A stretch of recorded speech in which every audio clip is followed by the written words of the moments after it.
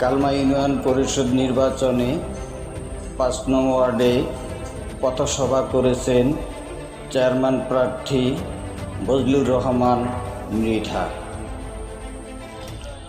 তিনি বলেন, কালমা ইউনিয়নে